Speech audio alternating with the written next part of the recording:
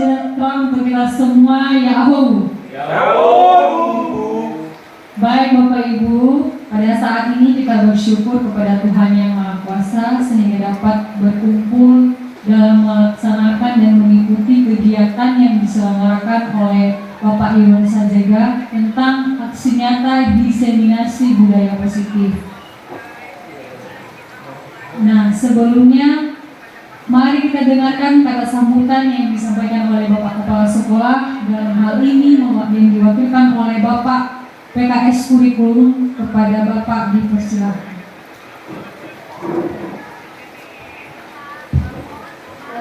Baik, terima kasih kesempatan yang telah diberikan untuk menyampaikan sambutan di siang hari ini. Dan sebelumnya yang saya hormati Bapak-Bapak PKS di bidang masing-masing dan seluruh Bapak Ibu guru beserta staf pegawai yang hadir pada siang hari ini. Kita bersyukur oleh karena kasih dan penyertaannya kita masih bisa berkumpul bersama di ruangan ini, di mana pada hari ini kita melaksanakan satu kegiatan tentunya yang akan nanti disampaikan oleh Bapak Irwan Sajega sebagai calon guru penggerak angkatan 11 Kabupaten Nias Barat, yaitu tentang diseminasi budaya positif. Jadi kita sebagai rekan guru, kita mendukung kegiatan yang akan dilaksanakan, tentunya dengan harapan bersama apa yang disampaikan pada hari ini bisa menambah pengetahuan kita juga, dan tentunya bisa kita implementasikan di sekolah kita. Dan demikian yang bisa kami sampaikan, dan harapan kita bersama kegiatan ini bisa berjalan dengan baik. Demikian, terima kasih. Yahoo. Terima kasih kata sambutan dari Bapak PKS Kurikulum. Sekarang kita masuk diseminasi yang dilaksanakan oleh Bapak Irwan Sajega SPD. Kepada Bapak dipersilakan.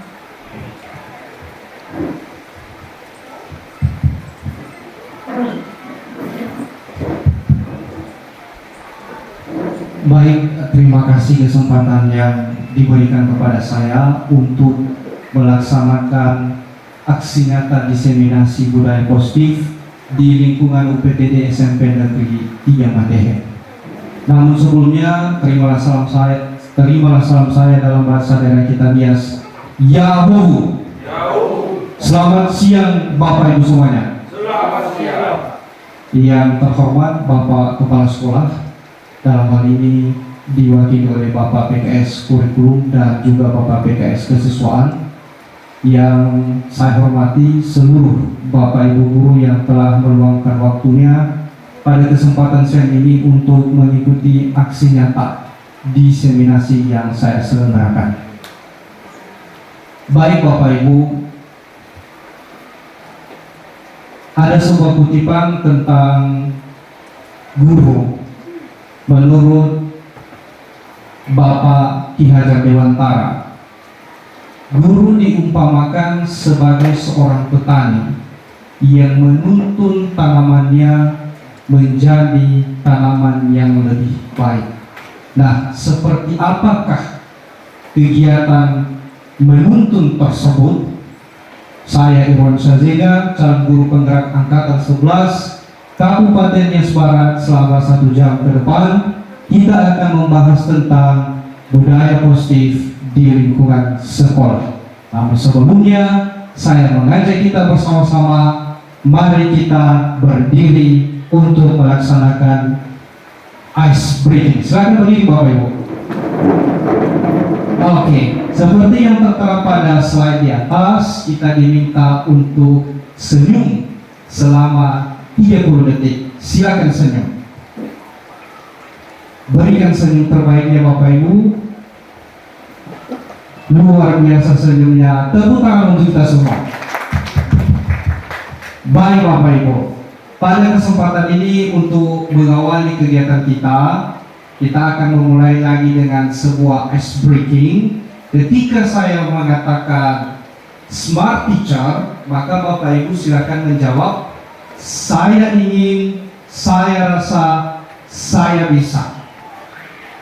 Kemudian ketika saya minta tepuk 1, maka kita tepuk 1 kali. Kemudian ketika saya meminta tepuk 2, maka Bapak Ibu juga menepuk 2 kali. 1, 2, dan dijawab oke. Bisa kita coba Bapak Ibu? Oke, mari kita coba. Smart teacher, saya ingin, saya rasa, saya bisa. Kita coba sekali lagi, masih kurang semangat. Smart teacher, saya ingin, saya rasa, saya bisa. Tepuk 1, tepuk 1, tepuk 1, kurang semangat. Mana saya tepuk 1, tepuk 1, tepuk 2. Oke, dijawab ya. Tepuk 1, tepuk 1, tepuk 1, tepuk 2, tepuk 2. Mana suaranya?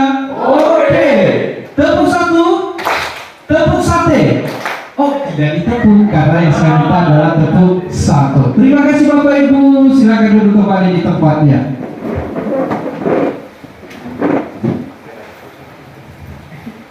Baik Bapak Ibu.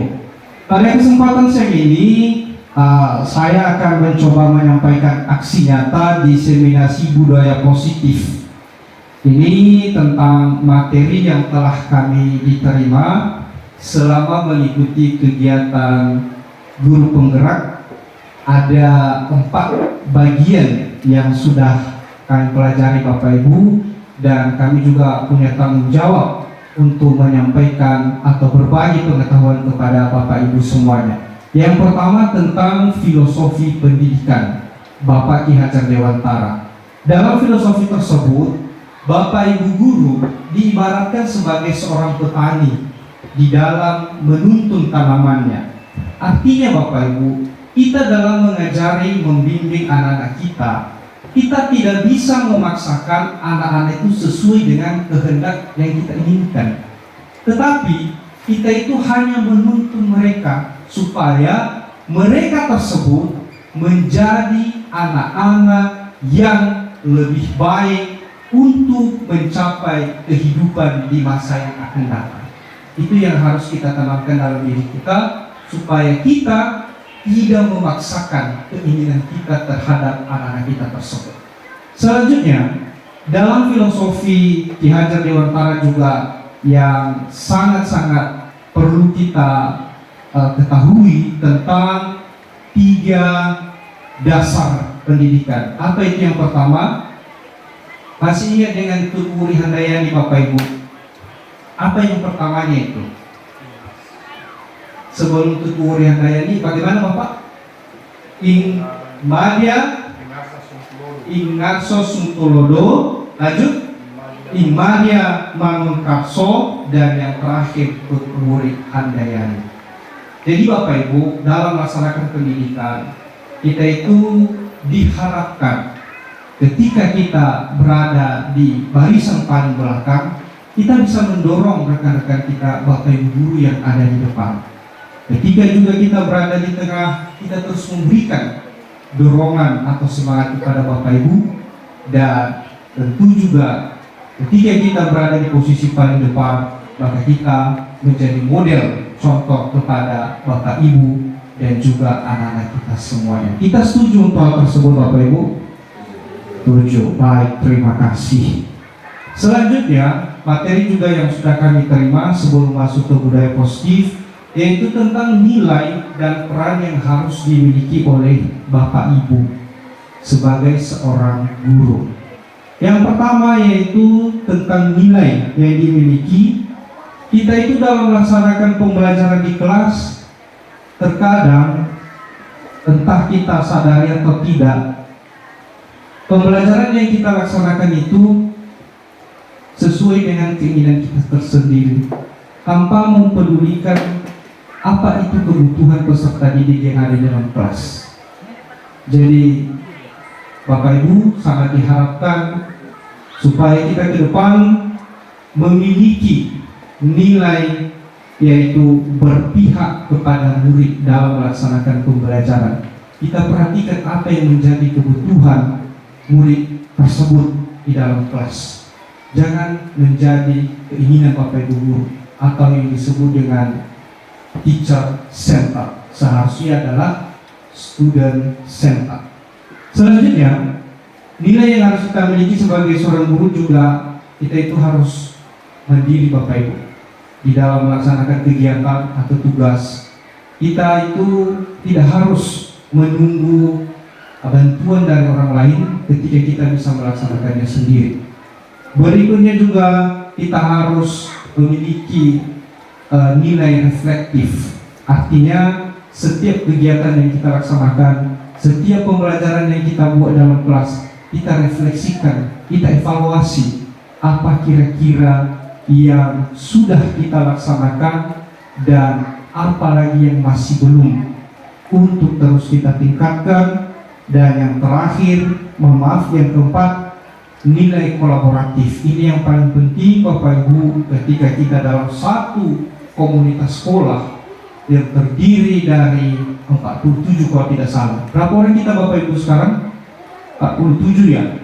Maka nilai kolaboratif ini sangat-sangat diharapkan untuk menyamakan pendapat, untuk menyamakan ide di dalam melaksanakan kegiatan. Dan yang paling terakhir, seorang guru juga diharapkan memiliki nilai inovatif. Karena seperti yang kita sampaikan tadi, smart teacher, saya ingin, saya rasa, saya bisa. Jadi itu sedikit ulasan tentang nilai seorang guru yang harus dimiliki. Baik Bapak Ibu, mengingat waktu, mari kita lanjutkan tentang budaya positif. Ini dia tujuan kegiatan kita pada saat ini. Ada 3 Bapak Ibu. Kita diharapkan mampu menjelaskan makna disiplin positif dan nilai-nilai kebajikan universal, kemudian dapat menganalisis motivasi intrinsik, hukuman, penghargaan, restitusi, kebutuhan dasar manusia, dan 5 posisi kontrol seperti apa itu nanti. Dan yang terakhir, kita juga mampu menerapkan keyakinan kelas serta segitiga restitusi. Inilah Bapak Ibu yang dimaksud tentang budaya positif tersebut, tentang disiplin positif, kemudian motivasi perilaku manusia. Kita itu sebagai guru harus mengerti apa saja motivasi-motivasi yang ada di dalam anak-anak tersebut, sehingga dengan kita mengetahui motivasi-motivasi mereka, maka kita mudah untuk melaksanakan kegiatan pembelajaran. Dan juga ada yang namanya keyakinan sekolah atau keyakinan kelas. Seperti apa itu keyakinan kelas dan apa juga manfaatnya, kenapa kita harus melakukan atau menerapkan keyakinan kelas tersebut. Kemudian untuk pelaksanaan budaya positif, kita juga perlu mengetahui apa saja itu kebutuhan dasar manusia. Seterusnya, posisi kontrol restitusi.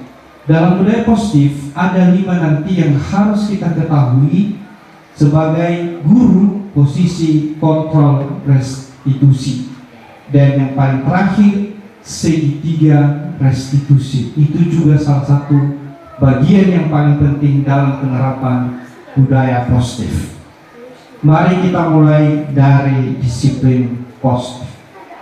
Bapak Ibu, disiplin positif merupakan suatu cara penerapan disiplin yang mengajarkan anak bertanggung jawab dan menumbuhkan kesadaran diri berdasarkan nilai kebajikan. Kemudian disiplin positif ini diarahkan, lebih terarah, yang diharapkan ini ya, peserta didik kita itu atau murid kita itu dapat mengontrol diri di dalam melakukan tindakan. Mari kita lihat nanti. Kemudian disiplin positif juga dapat membuat murid memahami dan menyadari berdasarkan motivasi internal, bukan akibat paksaan, ujian, ataupun hukuman. Kita lihat nanti Bapak Ibu seperti apa itu motivasi internal. Jadi Bapak Ibu, kenapa kita harus menanamkan disiplin positif kepada anak-anak kita? Tujuannya cuma satu, supaya keenam profil pelajar Pancasila tersebut ada di dalam diri murid-murid kita. Apa saja itu? Beriman dan bertakwa kepada Tuhan Yang Maha Esa. Apalagi Bapak Ibu, kita baca secara bersama-sama. Mandiri, berkebinekaan global, bergotong royong, kreatif, dan bernalar kritis. Itu sebenarnya Bapak Ibu tujuan yang diharapkan kepada murid kita, supaya mereka itu ada profil pelajar Pancasila di dalam diri mereka, dan tugas kita sebagai Bapak Ibu guru untuk mengembangkannya. Oke Bapak Ibu, kita teruskan tentang motivasi perilaku manusia. Kenapa juga kita penting untuk memahami 3 motivasi perilaku manusia tersebut? Pada dasarnya Bapak Ibu, kalau kita perhatikan anak-anak kita itu, ketika kita meminta, tolong anak-anak kami silakan dikumpulkan tugas, terkadang kita melihat siswa itu menyerahkan tugas, namun tugas yang diberikan itu hanya sekedar dikerjakan, tidak sesuai dengan yang kita harapkan. Berarti apa motivasi yang ada di dalam diri anak tersebut? Inilah yang ketiganya. Motivasi yang pertama, untuk menghindari ketidaknyamanan ataupun hukuman. Apakah kita menyadari selama ini anak-anak kita lebih banyak memiliki motivasi belajar di nomor 1 ini? Yang kedua, untuk mendapatkan imbalan atau penghargaan dari orang lain. Seringkali kita meminta anak-anak kita, tolong dulu beli sama bapak aqua galon. Dan ketika kita memberikan berupa ucapan terima kasih kepada anak, ada juga anak yang tidak mau menerima. Dan ada juga saya perhatikan anak menerimanya dengan senang hati. Dan seterusnya, untuk menjadi orang yang mereka inginkan dan menghargai diri sendiri dengan nilai-nilai yang mereka percaya. Inilah yang seharusnya dimiliki oleh anak kita, motivasi yang ketiga ini. Mereka memiliki kesadaran, percaya bahwa itu adalah memang tugasnya sebagai seorang murid, bukan karena untuk menghindari hukuman atau bukan untuk mengharapkan penghargaan kepada dari Bapak Ibu guru. Oke Bapak Ibu, sebelum saya lanjutkan, saya ingin pada kesempatan ini mari kita berbagi pengalaman tentang ketiga motivasi perilaku manusia ini, khususnya siswa di sekolah kita. Saya ingin mendengarkan pengalaman Bapak Ibu minimal 1 orang yang bisa membagikan pada siang hari ini. Kira-kira anak-anak didik kita di sekolah ini motivasinya itu seperti apa? Saya persilahkan siapa yang ingin berbagi pada kesempatan siang ini. Ayo Bapak Ibu. Oke, bagaimana? Kami persilahkan tentang motivasi.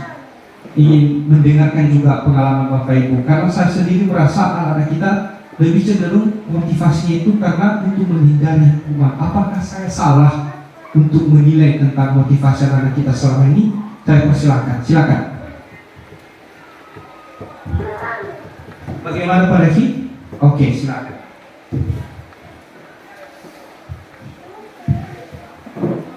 Oke, baik, terima kasih kesempatan yang diberikan kepada saya untuk mencoba menyampaikan terkait dengan motivasi perilaku manusia, di mana ada 3 bagian tadi yang disampaikan.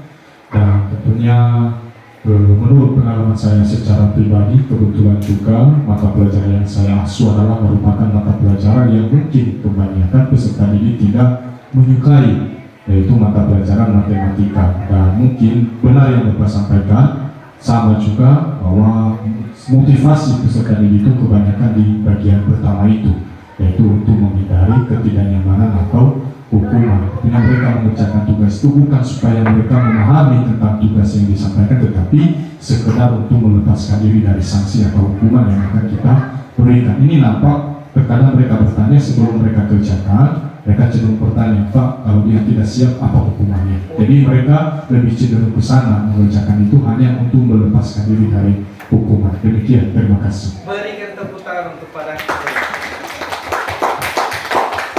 terima kasih Bapak sudah mau berbagi pengalaman pada siang hari ini, dan saya rasa alasan yang diberikan oleh Bapak Daki sudah sesuai dengan realita pada sekarang ini. Kebanyakan anak sekolah itu hanya sekedar untuk menghindari hukuman. Seperti yang Bapak sampaikan, Pak, nanti kalau tugasnya tidak selesai bagaimana itu Pak?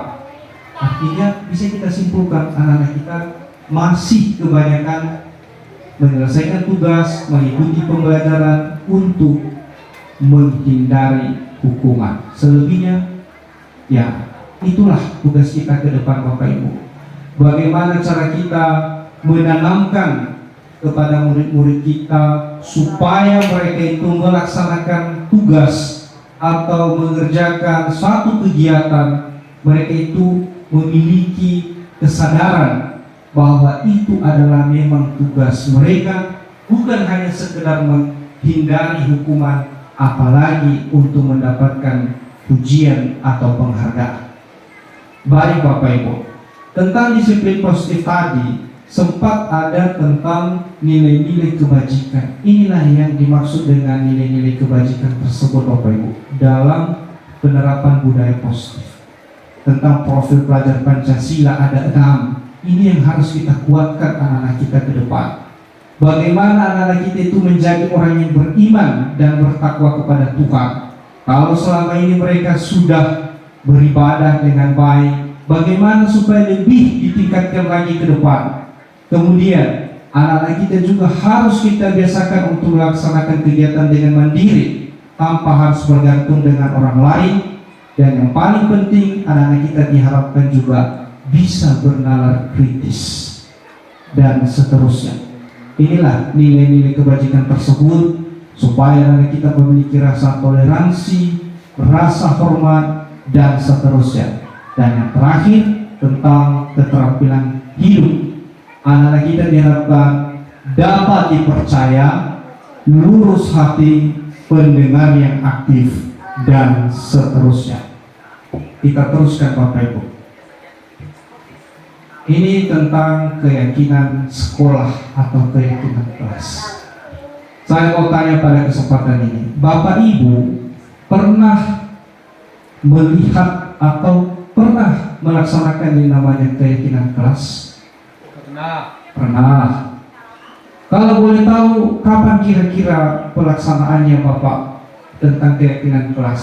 Pada saat awal semester Pak. Jadi Benar sekali, pada saat awal semester atau pada saat awal kita melaksanakan kegiatan pembelajaran. Oke, thank you Pak Nestin. Bapak Ibu, kira-kira tujuannya apa? Kenapa kita harus buat tentang keyakinan kelas ini? Apa gunanya, apa manfaatnya Bapak Ibu? Apa manfaatnya kira-kira, kenapa kita harus buat keyakinan kelas? Baik, sebelum kita menjawabnya, setelah kegiatan ini Bapak Ibu, walaupun ini sudah bulan Agustus ya, kegiatan awal pembelajaran kemarin di Juli, artinya kita sudah bukan di awal pembelajaran semester lagi, tetapi saya mengharapkan kepada kita bersama setelah kegiatan ini, baik itu Bapak Ibu guru sebagai wali kelas, Bapak Ibu sebagai guru mata pelajaran, ataupun Bapak Ibu sebagai koordinator dalam melaksanakan kegiatan, baik itu kegiatan OSIS atau kegiatan yang lain, kita harus membuat keyakinan kelas. Karena dengan keyakinan kelas yang kita buat tersebut, itu akan menjadi dasar kita dalam melaksanakan kegiatan. Ini dia Bapak Ibu yang dimaksud dengan keyakinan sekolah atau keyakinan kelas tersebut. Keyakinan sekolah atau keyakinan kelas berupa pernyataan universal yang mudah diingat dan dipahami, dan memang juga harus benar-benar diterapkan di lingkungan sekolah. Artinya bukan hanya sekedar kita buat keyakinan kelas, kemudian keyakinan kelas itu hanya sebatas pajangan saja di dinding, tetapi keyakinan kelas itu memang benar-benar berlaku untuk anak-anak kita yang ada di dalam kelas. Bapak Ibu, untuk lebih memudahkan kita seperti apa itu keyakinan kelas, kebetulan juga beberapa hari sebelum ini saya sendiri sudah melaksanakan satu kegiatan, yaitu satu kegiatan yang saya laksanakan kemarin. Ini dia Bapak Ibu, menanam pohon atau tanaman di lingkungan sekolah untuk menambah keindahan sekolah kita, berhubung karena masih dalam pembangunan. Dan selain itu juga, selain menambah keindahan, kami juga kemarin menanam beberapa tanaman herbal yang bermanfaat di lingkungan sekolah. Selain menambah keindahan, dan ada juga manfaatnya. Jadi Bapak Ibu, di dalam membuat keyakinan kelas ini ada satu video yang sudah kami buat. Mari kita lihat dan tonton secara bersama-sama.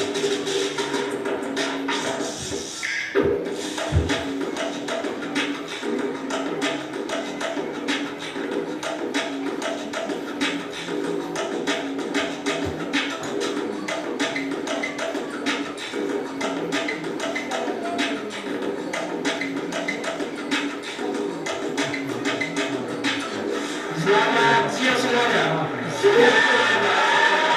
Bagaimana kabarnya siang ini? Terima kasih.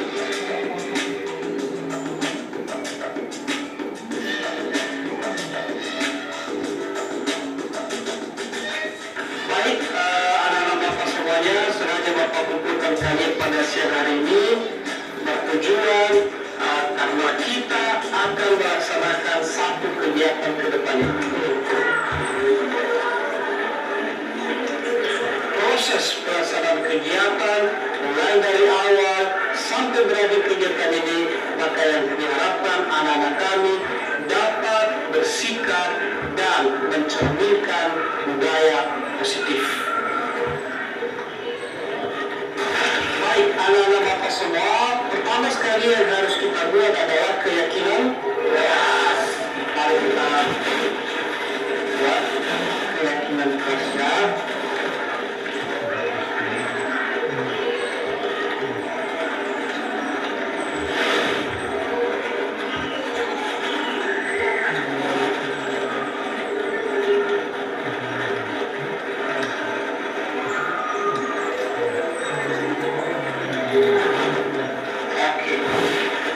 Keyakinan kelas ini seperti yang saya sampaikan tadi berisi tentang aturan-aturan yang kita sepakati bersama dari awal sampai berakhir kegiatan.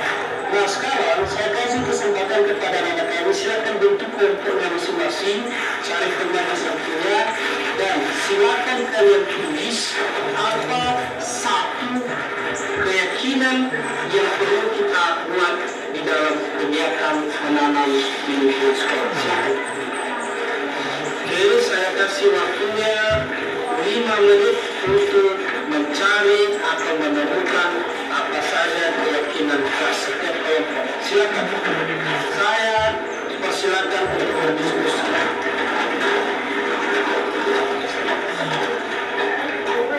Iya. Kalau ada yang kurang jelas silakan ditanyakan ya.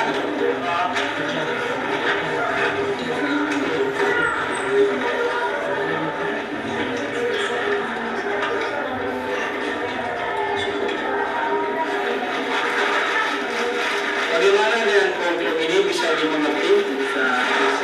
Kelompok ini juga Bekerjasama dalam melaksanakan kegiatan ini. benar sekali. Kita saling menghargai dan menyayangi dalam melaksanakan kegiatan ini. Bagaimana anak-anak kami semua? Apakah menurut kalian perlu kita saling menyayangi dan menghargai dalam melaksanakan kegiatan ini? Perlu atau tidak? Iya, artinya kita menghargai teman-teman kita yang ada di dalam kegiatan. Benar sekali. Oke, sudah 2 ya. Selanjutnya dari kelompok mana lagi? Oke, silakan.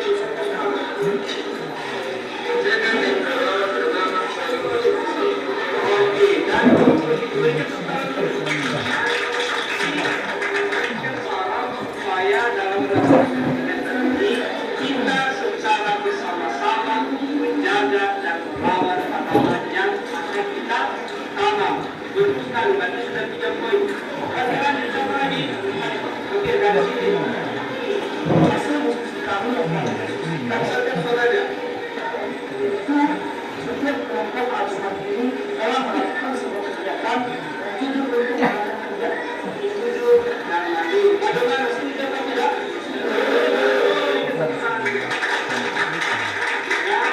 Kalau misalnya nanti kita memesan tanah hitam atau tanah liat, maka anda harus membawanya secara mandiri. Jangan nanti saya minta semuanya membawa tanah hitam, biar satunya kita tolonglah kawan bawa semaku. Apakah itu namanya mandiri? Berarti di dalam kegiatan ini sangat bukan yang namanya mandiri. Apakah kita perlu jujur dalam melaksanakan kegiatan ini? Kenapa perlu jujur? Misalnya saya memesan tanaman, kalian tanpa izin mengambil tanaman kalian atau mengambil secara mencuri di tempat yang lain, apakah itu namanya jujur? Kita sangat tidak bisa jujur dan mandiri. Terima kasih. Terakhir dari kami ini kelas yang kita sepakati untuk menjalankan kegiatan penanaman di lingkungan sekolah kita. Silakan diperhatikan di depan. Oke, nanti ada 5 ya kesepakatan yang telah kita sepakati dan yang akan kita laksanakan ke depan. Ini yang pertama ya, jujur mandiri. Kemudian kedua, saling menghargai. Yang ketiga, menjaga dan merawat tanaman. Keempat, saling bekerja sama. Dan yang kelima, menjaga kebersihan. Sudah jelas? Sebelum kita akhiri, mari kita baca mulai dari nomor 1. 1, 2, 3. Saling menghargai. Ketiga, keempat, dan yang terakhir, kita buka untuk kita semua.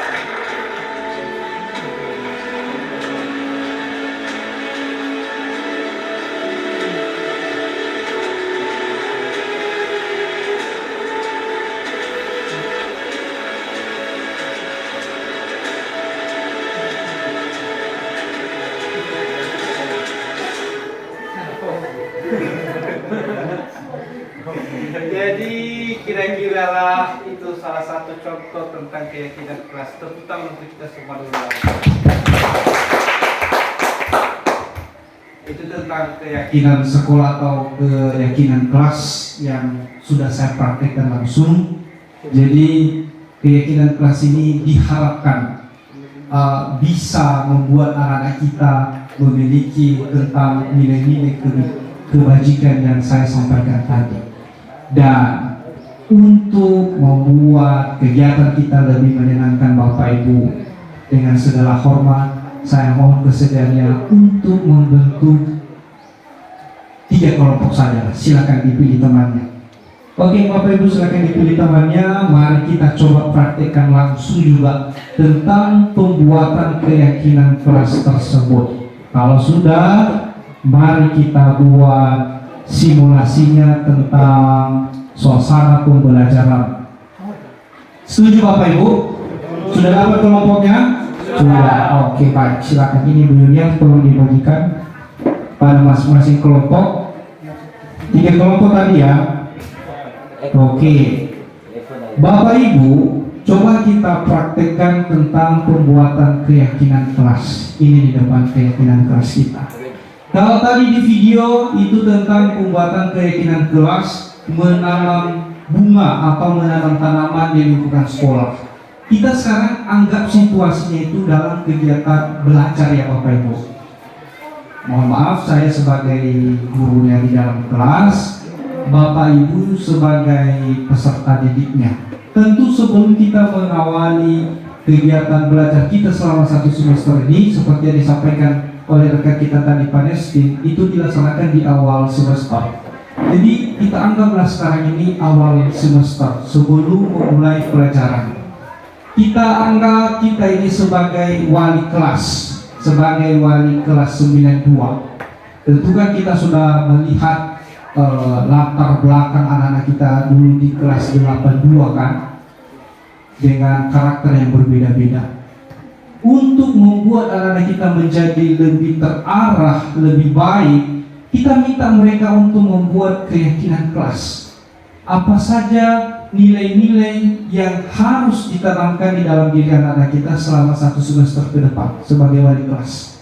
Sebagai wali kelas, apa yang perlu kita sepakati, baik itu tentang menjaga kebersihan di sekolah, di kelas 92, atau bagaimana lagi cara menghargai Bapak Ibu guru yang masuk di dalam kelas. Jadi pada kesempatan saya ini Bapak Ibu, saya minta tolong kepada masing-masing kelompok untuk berdiskusi apa satu keyakinan yang perlu kita buat. Anggaplah sekarang ini situasi kelas itu sebagai kelas 92 Bapak Ibu.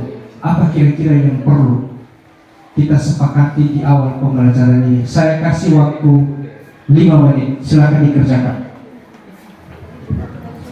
Yang jelas tulisannya itu, kata-katanya itu bermakna positif ya Bapak Ibu.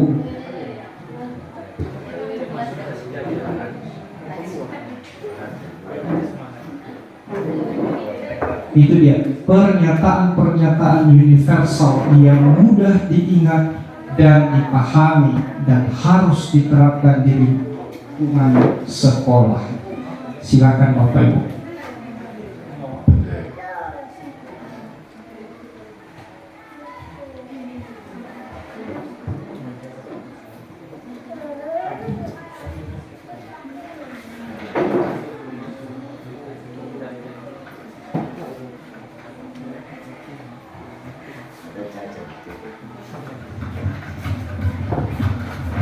Saya kelompok 2. Aman Pak. Ya, silakan ditulis Bapak Ibu. Disepakati apa kira-kira yang perlu ditulis. Baru nanti kita kasih kesempatan untuk dibaca dan kira-kira kita sepakati. Kalau memang kita sepakati, kita sepakat, maka kita cantumkan di sini sebagai bentuk keyakinan kelas kita selama 1 semester ke depan. Silakan, boleh Bapak Ibu boleh berpindah tempat, boleh berdiskusi untuk mendapatkan keyakinan kelas yang lebih baik selama 1 semester ke depan.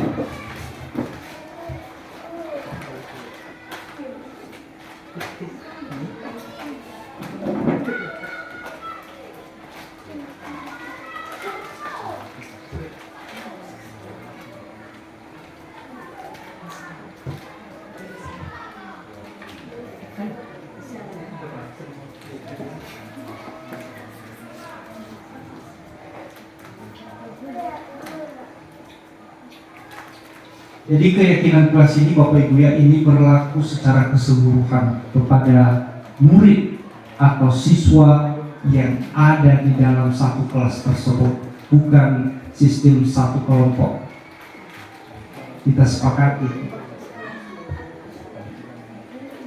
Anggaplah situasinya ini awal pembelajaran semester, dan dalam mengikuti pembelajaran selama 1 semester ke depan, apa saja yang perlu kita sepakati untuk kita buat keyakinan kelas. Apakah perlu kita membuat, menjaga, atau merawat, atau membersihkan kelas secara bersamaan?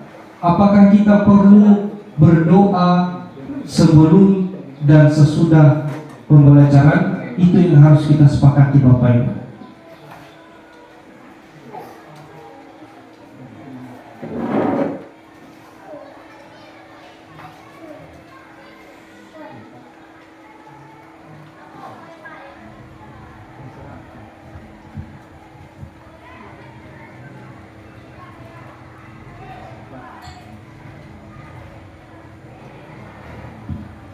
Baik, selesai Bapak Ibu? Selesai ya Bapak Ibu? Belum Pak, Bagaimana? masih dulu. Masih belum.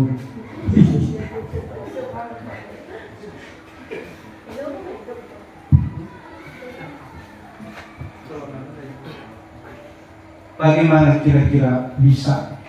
Kita usahakan kalimatnya itu boleh seperti yang ada di gambar ini. Dia menggunakan satu kata saja, tapi kata biar mudah diingat. Itu tadi katanya ya Bapak Ibu. Dalam membuat keyakinan kelas tidak mesti harus panjang-panjang, mudah diingat. Ini selalu bersikap positif, senantiasa menjadi diri yang terbaik. Itu salah satu contohnya. Anggaplah kita sekarang ini membuat keyakinan kelas kita ke depan. Apa yang perlu kita buat di dalam kelas kita? Apakah kita buat keyakinan kelas sebelum mulai pelajaran wajib bermain bola kaki di dalam kelas? Itu tergantung kita di dalam kelas ini. Apakah kita menyepakati itu? Tapi ingat bahwa dalam pembuatan keyakinan kelas harus memiliki nilai positif. Jadi setiap kelompok saya harapkan satu sajalah, minimal satu nilai keyakinan kelasnya. Lebih juga tidak masalah. Oke, saya perhatikan sambil menunggu kelompok yang lain. Dari kelompok berapa ini Bapak Ibu? Kelompok satu ini ya. Oke, saya mau melihat seperti apa keyakinan kelas yang telah dibuat kelompok satu. Dipersilakan. Ayo kita kelas, semangat. Baik, terima kasih. Kami mencoba untuk membacakan hasil daripada kelompok kami. Yang pertama adalah saling menghargai atau tolong menolong antara siswa. Kedua, berdoa sebelum pembelajaran dimulai dan setelah selesai pembelajaran. Ketiga, datang tepat waktu. Empat, disiplin. Dan terakhir adalah tetap minta permisi ketika keluar. Jadi demikian saja. Beri tepuk tangan. Ini lebih dari kelompok satu Bapak Ibu. Tadi saya minta cuma satu. Kenapa kelompok satu bisa memberikan jawaban lebih dari satu? Sekali lagi berikan tepuk tangan Bapak Ibu. Luar biasa dengan kelompok satu. Kita teruskan dengan dari kelompok lain. Silakan. Dari depan. Oke, masih mencatat. Bapak Harifa tidak sabar ingin menyampaikan. Silakan Bapak.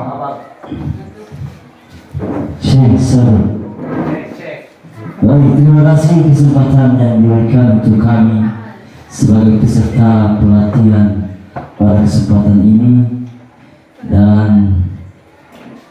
sebagai apa yang menjadi tuntutan kita sebagai seorang guru adalah memberikan yang terbaik kepada siswa. Dan sesuai dengan apa tupoksi yang kita bicarakan pada pagi hari ini tentang hal-hal keyakinan yang perlu kita lakukan, baik sebagai wali kelas, guru mata pelajaran, dan semua bapak ibu guru di lingkup sekolah kita. Nah, di sini kami sebagai kelompok Mawar Putih menyampaikan hal-hal yang baik sesuai hasil kesepakatan bersama dengan kelompok kami. Kalau dari pertama tadi kelompok satu sudah menyampaikan 3 hal yang baik, tentunya kami juga tidak kalah saing untuk menyampaikan 3 hal yang lebih terbaik. Baik, pada hal-hal yang keyakinan yang perlu kami anggap itu menyenangkan suatu keyakinan kita. Yang pertama itu, setiap kegiatan kelas diawali dengan tuntutan ucapan terima kasih kepada Tuhan. Artinya biar kita diberi kekuatan dan kesehatan, baik kepada bapak ibu guru, terutama juga kepada kesehatan siswa-siswa kita. Dalam hal ini kita dituntut untuk selalu berdoa. Kedua, menerapkan kelas yang indah, nyaman, asri, rapi, sehingga asik untuk belajar. Dengan kebersihan, maka kondisi kelas kita, baik bapak ibu guru maupun murid pun tetap selalu oke, optimis dalam belajar. Ketiga, komitmen dengan aturan kelas sehingga kedisiplinan belajar berjalan dengan baik. Adanya komitmen dalam kelas, maka tentunya tingkatan kedisiplinan kelas itu lebih terutama dan terdisiplin ke depan. Terima kasih Pak. Luar biasa, berikan tepuk tangan untuk kelompok Mawar Putih. Nama grupnya saya sangat suka, Mawar Putih. Luar biasa Pak Reva atas keyakinan kelas yang telah diberikan bersama dengan teman-teman. Salah satu poinnya yaitu menyampaikan ucapan terima kasih kepada Tuhan Yang Maha Esa. Dan kalau saya perhatikan sama poinnya dengan disampaikan oleh dari kelompok 1 tadi. Tadi kita sepakati berdoa sebelum atau sesudah pembelajaran. Itu maknanya sama kan Bapak? Oke, baik. Artinya nanti ketika Bapak Ibu melakukan keyakinan kelas di dalam kelas, ketika ada kalimat setiap kelompok yang maknanya sama, silakan disatukan. Itu kira-kira maksud saya di sini. Lanjut kelompok terakhir. Kalau tadi Mawar Putih, silakan perkenalkan nama kelompoknya. Mawar merah. Mawar berenung.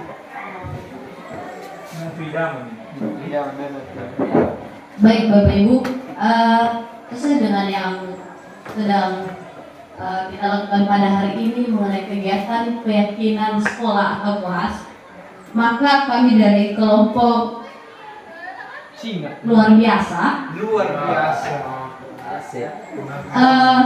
keyakinan sekolah atau kelas yang menurut kami perlu kita lakukan di sekolah kita yaitu salah satunya datang tepat waktu. Kemudian bersikap atau menggunakan kalimat 3S, senyum, salam, dan sapa. Jadi itu beberapa hal dari kami mengenai keyakinan sekolah atau kelas dari kelompok luar biasa. Semoga kita bisa dapat menerapkan. Terima kasih. Berikan tepuk tangan untuk kelompok luar biasa juga. Namanya juga kelompok luar biasa, jawabannya juga luar biasa. Dan jujur Bapak Ibu, pada kesempatan siang ini saya sangat senang sekali. Ternyata Bapak Ibu lebih luar biasa tentang penerapan keyakinan kelas ini. Maka tidak salah kalau saya sampaikan sekali lagi, Smart Teacher, saya ingin, saya rasa, saya bisa. Coba sekali lagi, masih kurang semangat. Smart Teacher, saya ingin, saya rasa, saya biasa. Oke, terima kasih. Baik Bapak Ibu, masing-masing kelompok tadi sudah menuliskan keyakinan kelasnya. Nah, sekarang perlu kita sepakati apakah kesemua keyakinan kelas atau kesemua yang disampaikan oleh kelompok tadi kita sepakati atau tidak. Maka pada kesempatan ini saya berikan kesempatan untuk menulis kembali, dan setelah ditulis masing-masing kelompok 2 saja ya, 2 saja, silakan ditulis kemudian ditempel itu di atas nanti Bapak Ibu. Ditulis 2 saja kemudian silakan ditempel. Kalau sudah selesai silakan ditempel di depan. Lebih cepat lebih baik Bapak Ibu. Silakan. 2 keyakinan kelas saja setiap kelompok.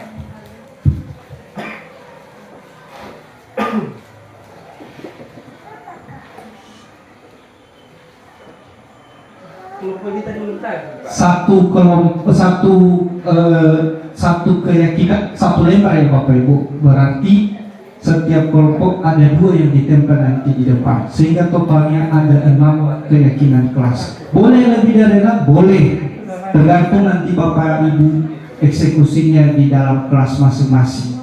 Karena ini sebagai simulasi, kita cukupkan saja dulu 2 keyakinan setiap kelompok. Kalau selesai silakan ditempel. Sebelah sini ada jarumnya Bapak Ibu.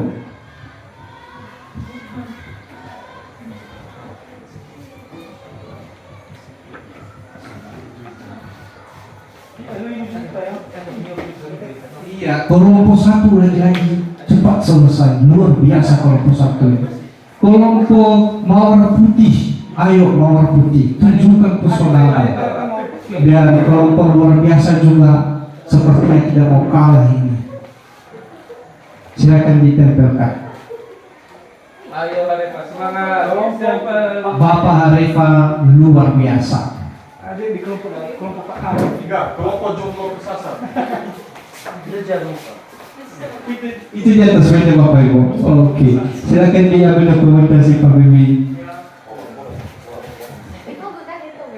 Iya, silakan dirapikan ya Bapak Ibu, ditempelnya tidak harus berdempetan, boleh di bawah,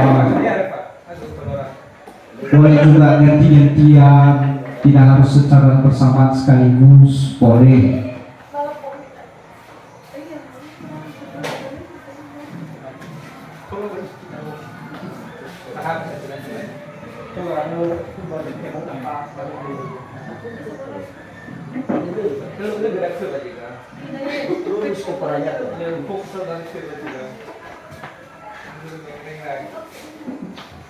Kelompok 1 selesai, mawar putih juga selesai, dan kelompok luar biasa selesai bersama dengan apa nama kelompoknya barusan Pak? Jomblo kesasar, luar biasa. Kegunaan kelompok baru jomblo kesasar. Ya, ada sekedar intermezzo ya Bapak Ibu supaya situasinya tidak menjadi lebih vakum. Jadi ini keyakinan kelas yang dibuat oleh, saya baca ya Bapak Ibu ya. Di sini datang tepat waktu. Kita sepakat untuk datang tepat waktu? Ya. Nanti kalau di kelas, ketika murid-murid kita menulis datang tepat waktu, nah di kemudian hari ada siswa yang tidak datang tepat waktu. Ingatkan keyakinan kelas kita di awal semester ini loh Mak. Kenapa sekarang tidak tepat waktu? Itu maksudnya. Kita sepakat untuk tepat waktu? Oke, lanjut. Menerapkan 3S. Senyum, salam, sapa. Bagaimana, kita sepakat juga dengan ini? Oke, luar biasa. Selanjutnya, berdoa sebelum dan sesudah kegiatan pembelajaran. Kita sepakat ya? Itu juga penting untuk dibuat dalam keyakinan kelas. Lanjut, aktif dalam melaksanakan kegiatan pembelajaran. Itu juga perlu kan? Karena tujuannya tadi profil pelajar Pancasila. Lanjut, saling menghargai, tolong menolong. Ini juga perlu atau tidak? Perlu Bapak Ibu. Lanjut, disiplin perlu. Terakhir, disiplin dan bersih. Maka dari apa yang sudah disampaikan di depan ini ada 2 poin yang sama. Yang di sini disiplin ada, di sini juga disiplin ada. Maka itu nanti kita satukan. Itu kira-kira kalau kita terapkan dalam kelas. Maka Bapak Ibu, pada kesempatan siang ini kita sudah berhasil membuat keyakinan kelas sebanyak 1, 2, 3, 4, 5, 6, 7. Karena yang di atasnya berdoa. Berarti ada 7 keyakinan kelas yang telah kita sepakati di awal pembelajaran. Itu kira-kira Bapak Ibu. Berikan tepuk tangan sekali lagi untuk kita semua. Jadi saran ke depan ketika Bapak Ibu menerapkannya dalam kelas, misalnya seperti ini, datang tepat waktu, menggunakan 3S. Kita usahakan lembarannya itu terpisah, jangan satu tempat, biar nampak satu kertas, 1 poin, biar enak kita melihatnya. Bagaimana sebelum kita teruskan, ada pertanyaan Bapak Ibu yang ingin kita diskusikan tentang keyakinan kelas? No? Oke, kita lanjutkan. Nah, di sini lewati saja bagian ini. Ini yang saya sampaikan tadi tentang kebutuhan dasar manusia. Kita harus tahu apa itu kebutuhan dasar murid kita. Dengan kita mengetahui kebutuhan dasar murid kita, maka kita akan mengerti bagaimana memperlakukan murid kita. Ini dia Bapak Ibu. 1, 2, 3, 4. 1, 2, 3, 4, 5. Ada 5 kebutuhan dasar manusia yang harus kita ketahui. Yang pertama, ya tujuannya untuk bertahan hidup.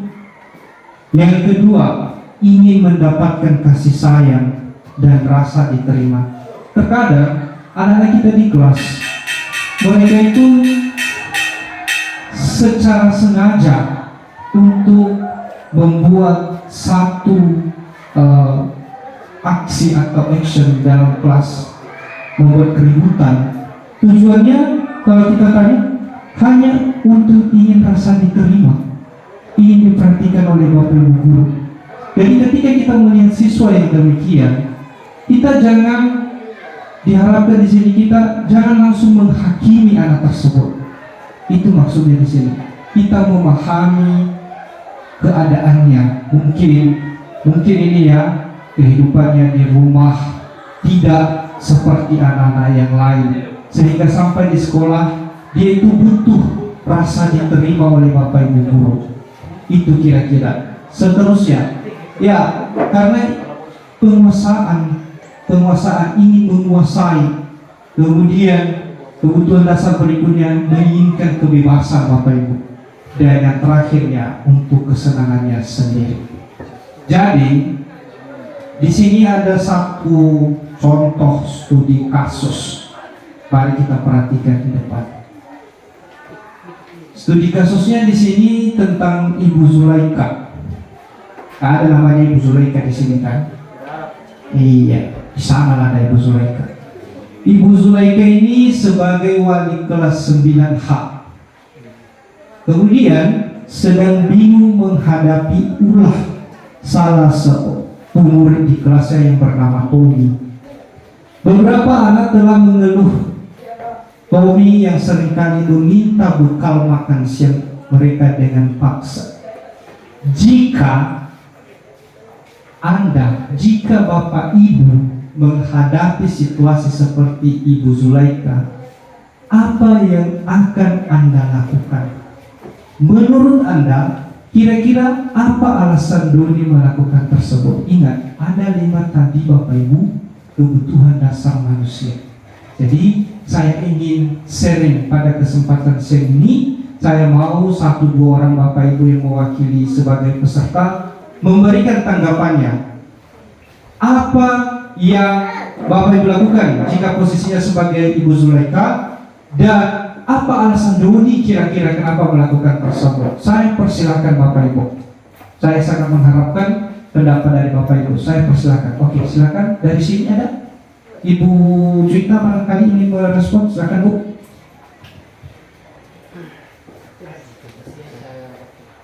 Atau Ibu Desi, Bapak Ibu guru yang lain, kira-kira apa yang akan Ibu Bapak lakukan ketika berada di posisi Ibu Zulaika?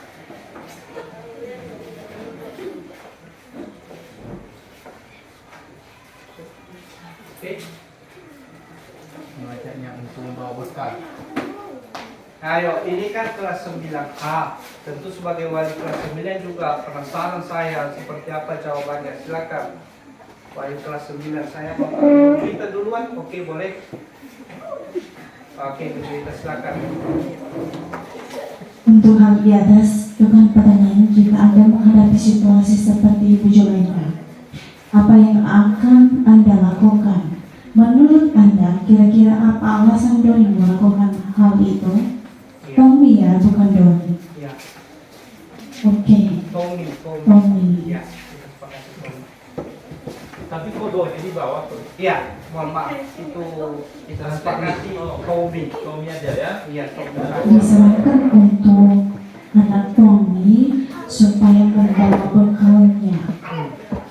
Kemudian itu sarannya. Kemudian supaya tidak terulang kembali, memberikan berupa atau menyarankan ke tempat kesehatan supaya diberi vitamin. Ya. Kemudian kira-kira apa alasan Doni melakukan hal itu? Mungkin dia karena kelaparan atau kebutuhan di rumah tidak tercukupi. Misalnya tidak ada beras di rumah, makanya sampai di sekolah dia meminta bekal kepada ibu gurunya. Kita sarankan ataupun mencari solusinya. Misalnya saya temukan di kelas ada seorang siswa yang saya tanya berapa orang kalian di rumah. Katanya kami 13 orang satu rumah. Jadi 13 orang itu kalian makan. berapa kali dalam satu hari. Bukan ya saya mau cari tahu, tapi dia bilang kami makan itu hanya satu kali. Terus saya tanya lagi, dia bilang apa penghasilan atau pekerjaan atau petani. Oh, petani. Berapa kilo misalnya itu dapat dalam satu hari gitu ya. Dia bilang 1 kilo. 1 kilo dengan 13 orang itu tidak cukup. Ya saya kemudian ya bisa ya, misalnya guru itu kalau punya bekal bisa dibagi supaya yang anak ini yang tidak punya bisa kita bagi. Bukan hanya bekal, mungkin dalam bentuk pulpen. Kalau tidak ada kita bisa kasih. Dan ada pulpen yang murah yang bisa kita beli, kita tolong mereka. Itu caranya Pak. Kembali pada yang kelima tadi, kasih, diterima, penguasaan, kemudian apa tadi ya? Yang pertama tadi karena alasan bertahan hidup. Bertahan hidup, ya termasuk kesenangan, kebebasan. Mereka juga perlu diterima di kelas, tapi kita harus kasih semangat saja supaya mereka punya kebutuhan, dan kita doakan doa untuk orang tua mereka supaya orang tua mereka di rumah sehat dan diberi kekuatan untuk mencari nafkah dengan baik lagi. Terima kasih. Oke, tepuk tangan untuk Ibu Juwita. Terima kasih Bu Juwita sudah memberikan tanggapannya tentang kasus yang dialami oleh Ibu Zuleka, dan jujur saya sendiri juga sangat senang ketika Ibu Juwita menyampaikan realita di sekolah kita Bapak Ibu. Ada dalam satu keluarga 13 anak, kemudian dalam satu hari hanya sekali makan dengan posisi beras hanya 1 kilo satu hari. Jadi sudah bisa kita bayangkan bagaimana kehidupan anak kita tersebut. Artinya Bapak Ibu, ketika kita melihat anak tidak fokus dalam belajar, tidak mengikuti pelajaran kita harus tahu kenapa dia melakukan hal tersebut. Ya karena tadi keadaan, bagaimana mau bisa belajar sedangkan perut saja keroncongan. Jadi Bapak Ibu, untuk ke depan seperti yang disampaikan oleh Ibu Juwita, marilah kita lebih peka lagi terhadap anak-anak kita yang ada di sekolah ini. Kita mendoakan mereka semoga jadi anak-anak yang berhasil ke depan, dan apa yang bisa kita bantu, marilah kita bantu anak kita. Setuju Bapak Ibu? Nah, sebelum saya teruskan, masih ada Bapak Ibu yang ingin memberikan tanggapannya tentang Ibu Zuleka? Ibu Desti barangkali? Bagaimana? Oke, Bapak Ibu. Oh ya, Pak Arifah. Thank you Bapak Arifah. Sebagai seorang guru BK sangat tersentuh dengan keadaan ini. Terima kasih. Baik Pak Moderator, izin untuk menyampaikan buat pikiran untuk kita pada saat ini. Berhubung ini adalah berguna untuk siswa kita, dan barangkali juga hari ini saya temukan siswa kita, salah satunya adalah saya sebagai wali kelas di kelas. Tadi saya proses kehadiran anak-anak saya selama beberapa hari ini saya tidak hadir, dan saya sudah proses hari ini dan belum selesai, mengingat juga waktu yang sedang kita laksanakan hari ini. Ini kita berbicara tentang kebutuhan dasar manusia dalam dunia pendidikan. Ya, hari ini saya bertemu dengan seorang siswa yang sudah berturut-turut tidak masuk hadir dan masuk tidak hadir lagi. Tadi saya panggil dan saya tanya, nah kamu ini gimana? Kenapa bisa begini kehadiranmu? Sudah banyak absen sekarang. Saya tanya lebih dalam, kamu kerjanya apa? Pak, saya tidak ke sekolah karena saya mau kerja Pak. Kerjanya apa? Saya mau nyadap karet Pak. Oh, kok kamu nyadap karet padahal kan masih sekolah? kan ada orang tua yang masih membiayai kehidupan keluarga. Sambil berkaca-kaca mata, Pak, saya pun heran, kok begini jadinya pertanyaan ini, seakan saya sedang menyakiti perasaan si anak. Saya tanya, kamu kenapa menangis begitu? Pak, maaf Pak, orang tua saya tidak ada di rumah. Dua-dua orang tua saya tidak ada di rumah, sudah merantau. Kami tinggal di rumah, ditinggal orang tua dengan tinggal bersama kakak dan 4 orang kami yang sedang sekolah.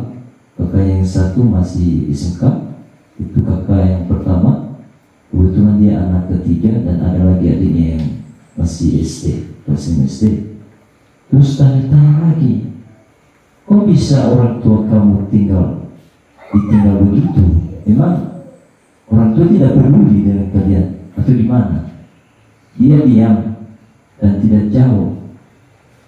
Ya, barangkali saya dekatkan, emang mereka merantau kemana? Ya, cari kerja di sana, Pak. Jadi selama ini kalian tinggal di rumah bersama dengan saudara sendirian. Ya, kira-kira begitu, Pak. Nah, ini gimana kalau contohnya ada panggilan orang tua, siapa yang kamu jawab? Tidak bisa jawab. Nah, dalam hal ini sama halnya seperti apa yang kita bicarakan tentang kebudayan dasar manusia ini, tentunya apa yang perlu kita lakukan sebagai seorang guru, kepedulian kepada anak-anak ini. Yang pertama itu menurut saya, ya kita lebih perhatikan ke anak yang yatim piatu ini, Pak. Kalau ada solusi sebagai kita seorang guru, anak yang kurang mampu ini kita berupayakan dia itu dapat VIP, Pak. Kalau ada jalur kita bantu, itu tugas kita kalau kita ada niat sebagai seorang guru. Tetapi dalam hal ini saya tidak bisa bertindak demikian, Pak, karena saya juga tidak bisa apa-apa di sini, ya. Karena kalau ada kesepakatan Bapak Ibu guru yang ingin bekerja sama dengan kita dalam bidang hal ini, ya kita ajukan data anak siswa kita ini. Mana tahu mereka kan belum dapat PKH, ya kita bantu. Ya, demikian juga apa hal yang terjadi sama Ibu Zulaika ini, ya. Saya rasa ini kebutuhan ekonomi, Pak. Tidak terpenuhinya kebutuhan ekonomi dalam keluarga, sehingga si anak seringkali melampiaskan kelaparannya itu mengambil makan kawannya dengan paksa. Ya, ini kebutuhan yang kita bicarakan tadi, ada 5 kebutuhan hidup. Ya, kira-kira demikian Pak yang bisa saya sampaikan. Oke, tepuk tangan untuk Bapak Arifah.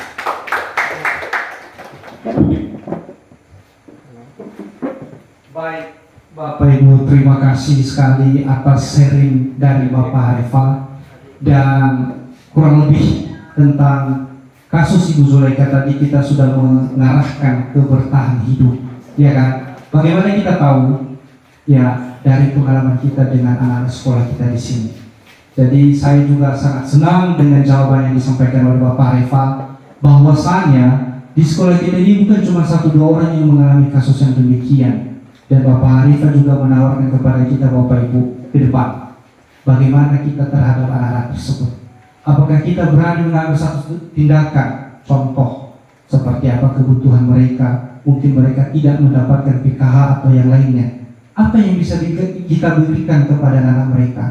Dan salah satunya kemarin pada saat penerimaan peserta didik baru melalui program oleh Bapak PKS Kesiswaan untuk membantu anak-anak yang tidak mampu memenuhi kebutuhan mereka pada penerimaan peserta didik baru. Jadi itu juga salah satu bentuknya Pak Arifah.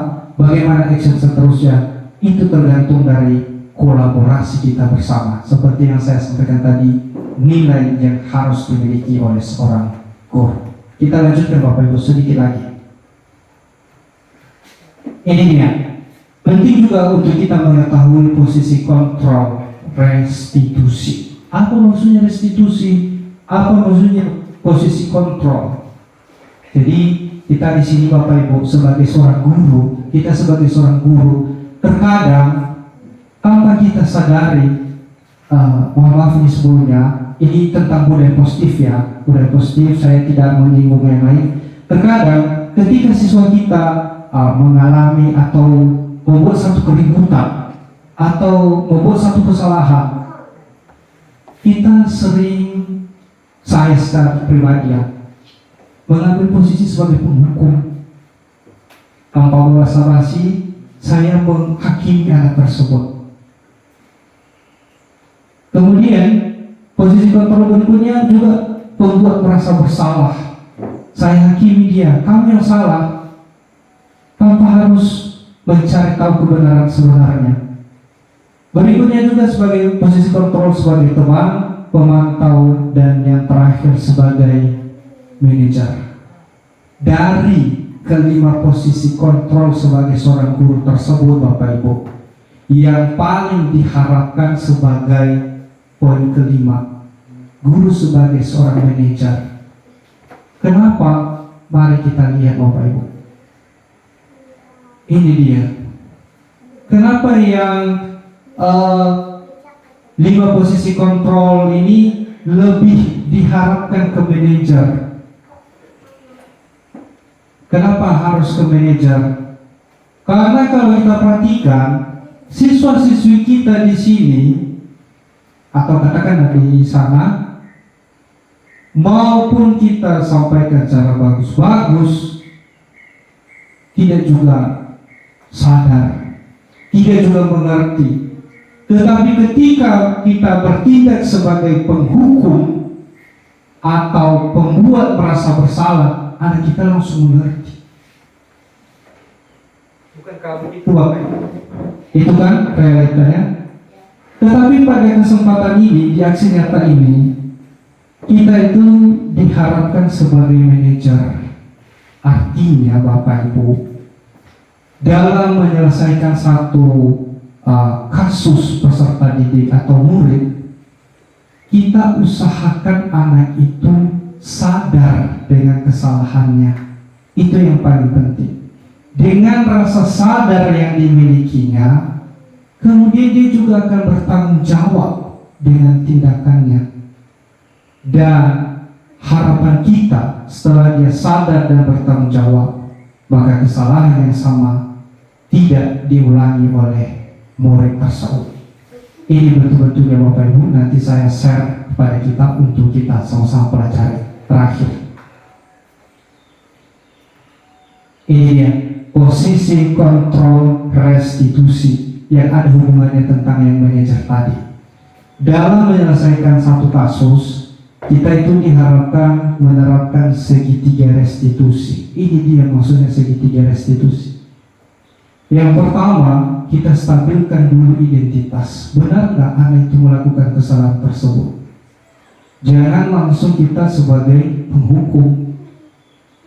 Berikutnya, kita validasi tindakan yang salah itu. Kita kasih tahu dia bahwa tindakan itu salah, supaya dia sadar. Itu yang paling penting. Dan yang terakhir, kita menanyakan keyakinan tadi. Bukankah sebelumnya kita sudah sepakat untuk datang tepat waktu? Kenapa tiba-tiba tidak datang tepat waktu? Kalau kita bertindak sebagai manajer tadi dengan penerapan tahapan restitusi, tentu kan ada alasan anak tersebut kenapa dia terlambat. Entah di jalan tadi, entah apa yang dilewatinya, entah apa yang sudah dia lewati, datang kita juga tanpa memahami situasinya langsung kita hukum. Jadi Bapak Ibu, untuk ke depan, marilah kita dalam menangani siswa kita lebih bijak lagi dengan menerapkan segitiga restitusi. Dan terakhir Bapak Ibu, ada sedikit contoh. Jadi contohnya ini yang saya terapkan sendiri, meskipun nanti dalam contoh ini masih banyak kelemahan-kelemahan, tetapi kurang lebih seperti begini Bapak Ibu.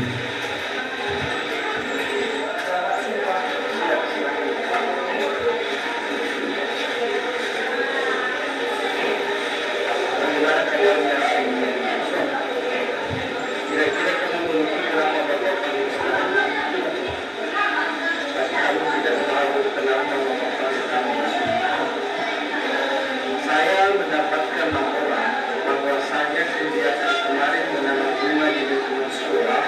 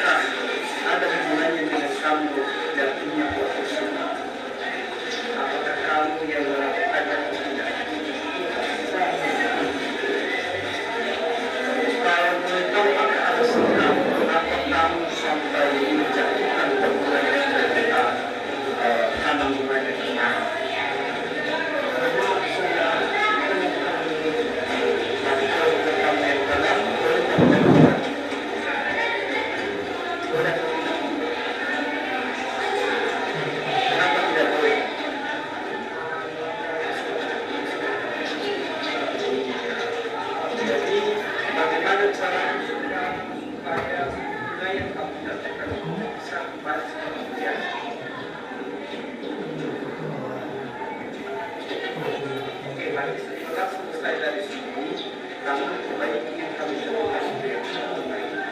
Dan bagaimana kalau kamu mengulanginya lagi?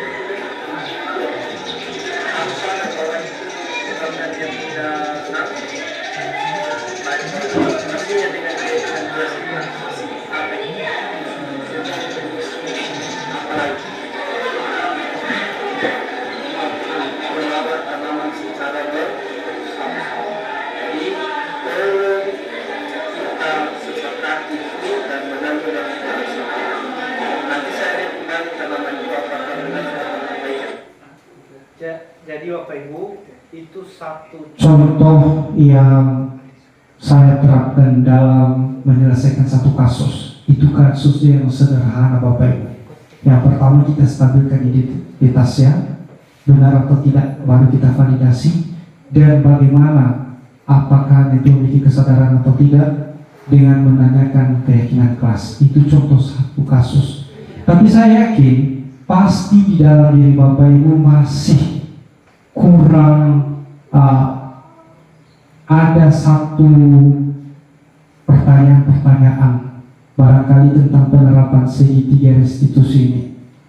Apakah menurut Bapak Ibu itu efektif atau tidak? Dan kalau saya boleh minta satu orang terakhir ini yang ingin memberikan tanggapannya tentang segitiga restitusi ini, terakhir saya persilakan. Bagaimana dengan Bapak Seruan? Dari tadi saya mengharapkan Pak Seruan memberikan tanggapan. Saya persilakan. efektif nggak kira-kira? Baik Pak, terima kasih. Jadi ini juga sesuatu pelajaran yang baru. Terima kasih dari dulu tuh buat Pak Jega, walaupun ini khusus untuk tugas calon guru penggerak, tapi satu penambahan ilmu bagi kami Pak tentang tahapan dalam segitiga restitusi. Nah, pertanyaan Pak Jega tadi, ini efektif atau tidak? Kalau kita tahu bahwa kita ini orang Nias memiliki watak dasar keras, dan itu dimanapun tidak bakal berubah, karena yang namanya watak itu suatu keturunan. Dan menurut kami dari sini sebenarnya agak tidak setuju dengan apa yang sudah Bapak sampaikan di atas, karena selama ini kita sudah pernah mencoba, tapi belum mencoba mengenai keyakinan kelas. Hanya masalah memvalidasi sama apa yang di bawah yang pertama Pak? Yang pertama menstabilkan identitas, memastikan apakah benar, apakah dia yang melakukan, kemudian apa alasannya, dan berikut adalah menasihati. Dan itu sudah berkali-kali dilakukan, namun diulangi kembali apabila siswa itu tidak diberikan hukuman. Nah, dari tadi bahwa kalau guru memberikan hukuman maka sudah tidak sesuai lagi, karena sudah bukan bagian guru penghukum. Tadi menjadi guru dalam budaya belajar positif ini adalah sebagai manajer. Jadi menurut kami dari sini, kami melihat juga watak anak-anak kita adalah watak keras kepala. Ketika kita baik-baik saja tanpa ada sanksi atau hukuman, maka itu saya pastikan Pak diulangi lagi. Jadi menurut saya ini masih belum efektif tanpa ada hukuman. Demikian dan terima kasih. Mungkin ada penjelasan lebih baik nanti dari Pak Jega. Oke, terima kasih tepuk untuk Pak Seruan untuk kita semua Bapak Ibu. Ini banyak terakhir ada lagi. Jadi jujur saya sangat suka sekali dengan penegasan yang disampaikan oleh Pak Seruan, berani dengan lantang menyampaikan bahwa sebenarnya kita sudah menerapkan selama ini tentang menstabilkan identitas, validasi tindakan, tetapi kenyataannya apa? Anak-anak masih banyak yang belum berubah. Artinya kita sebagai guru perlu sebagai penghukum. Itu kenyataannya. Ya kan Bapak Ibu? Oke. Mohon izin, perlu saya luruskan sedikit. Saya di sini tidak menyatakan bahwasannya apa yang kita laksanakan selama ini salah, tidak. apa yang sudah kita buat salah dan sebenarnya searah dengan tahapan dalam segitiga restitusi. Kita sudah menstabilkan identitas anak, kita sudah memvalidasi tindakan yang salah, dan tinggal satu yang kurang tadi, menanyakan keyakinan. Barangkali Bapak Ibu, dengan kita menerapkan keyakinan di dalam kelas kita masing-masing, maka segitiga restitusi dapat berjalan dengan lancar di sekolah kita. Kemudian, bagaimana juga Bapak Ibu ketika siswa kita sudah kita proses dan tetap saja memulai kesalahan? Tentu Bapak Ibu, setelah kita melaksanakan segitiga restitusi, maka kita perlu pembinaan secara intens terhadap anak tersebut. Misalnya berkoordinasi dengan Bapak Ibu PKS, menghubungi orang tuanya. Barangkali di dalam diri anak tersebut ada sesuatu yang tidak biasanya dari anak-anak yang lain. Seterusnya, saya juga ingin meluruskan bahwa menghukum yang saya maksud di sini adalah kita Bapak Ibu boleh memberikan hukuman, tetapi hukuman yang saya maksud adalah hukuman yang positif. Yang saya harapkan tadi di sini, yang saya hindari maksud saya di sini adalah hukuman dalam bentuk fisik. Kenapa Bapak Ibu? Ya, kita juga bersyukur sampai detik ini di sekolah kita belum pernah kita dengarkan ada laporan bahwasanya guru telah melakukan pemukulan fisik kepada siswa, dan mudah-mudahan itu jangan sampai terjadi di sekolah kita ke depan. Tetapi di sekolah sana, di luar sana, banyak sekali kasus-kasus Bapak Ibu guru padahal di sekolah hanya mencuri sedikit, hanya mengukur sedikit, tetapi apa? Seolah-olah Bapak Ibu guru telah melakukan kekerasan kepada anak. Jadi tujuan daripada budaya positif segitiga restitusi ini untuk menghindari kita jangan masuk ke dalam ranah tersebut. Jadi kira-kira demikian penjelasan dari saya Bapak Ibu. Atas kelemahan dan kekurangan saya mohon maaf kepada kita semua. Kalau ada yang ingin disampaikan lagi, saya persilakan. Saya rasa tidak ada, maka saya akhiri presentasi saya pada siang hari ini. Terima kasih sebesar-besarnya sudah meluangkan waktunya. Selamat siang, Yahoo! Tepuk tangan Bapak Ibu.